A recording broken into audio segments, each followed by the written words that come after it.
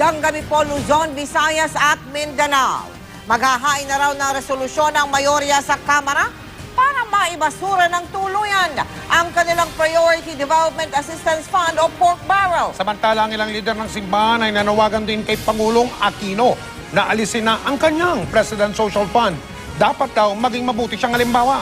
Mula sa Batasang Pambansa nakatutuklaw si Sherian Torres. Sherian?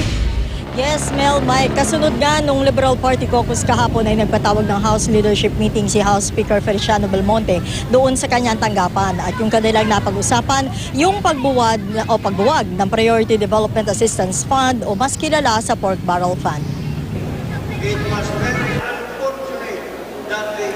Nasa 20 kongresista ang dumalo sa pulong na ipinatawag ni Speaker Feliciano Belmonte kagabi.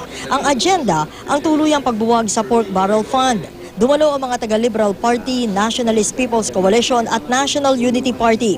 Napagdesisyon na nilang maghain na resolusyon na humihiling na buwagin na ang Pork Barrel Fund simula 2014. Ayon kay Cavite Representative Elpidio Barzaga na dumalo rin sa pulong, isang pahina lang na may 3 paragraph ang resolusyon. Nakasaad ang kagustuhan nilang alisin na ang PDAF at ang pakiusap sa government agencies na sila na ang mag-asikaso sa iiwang obligasyon ng mga kongresista. Agad daw pinirmahan ni Belmonte ang resolusyon at pinaikot sa mga naroon. There is a resolution, yun nga ang nakalagay. We are in favor of abolishing the pork barrel when the budget is presented in the floor for 2014.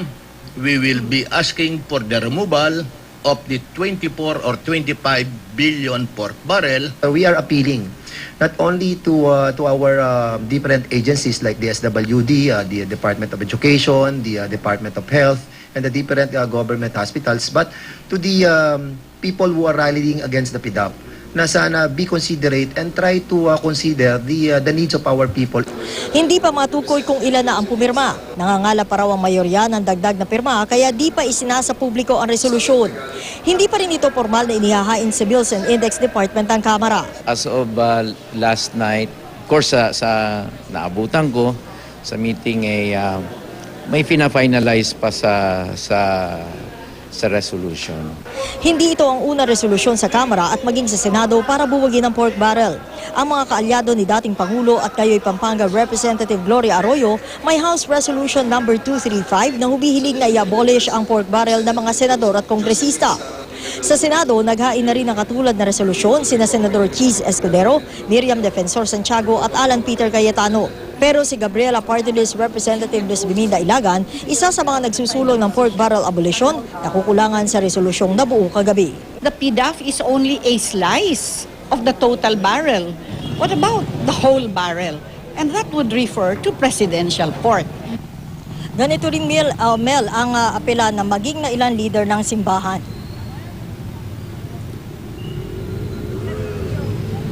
Ang panawagan natin, patuloy na tanggalin na yung PDAF ng Congress. Pero dapat din natin tingnan ang special fund ng Presidente. Transparency din sa panahon na sa kanyang sarili. Kung gusto niya na maging transparent, maging maayos ang lahat, sa kanya magsimula siya. Ayon pa kay Bishop Pabilio, hindi raw dapat double standard ang yung mga kanyang... tao na gano'n, yung mga kaibigan niya, hindi naman natatanggal. Galit na galit siya kay Corona sa midnight appointment. So bakit gano'n? Mel, Mike, sa ngayon wala pa raw patawag si Speaker Feliciano Belmonte kung kailan sila magkakaroon ng follow-up meeting tungkol nga dito sa draft resolution. Samantala, kausap natin kanina si ABACAD Party List Representative Jonathan De La Cruz. Parte siya ng Independent Bloc o yung third force dito sa Kamara. Sabi niya, suportado raw nila yung abolition ng pork barrel system pero ang gusto nila hindi lang yung PDAF kundi yung lahat ng klase ng pork barrel fund. Mel, Mike? Maraming salamat sa iyo, Sherian Torres.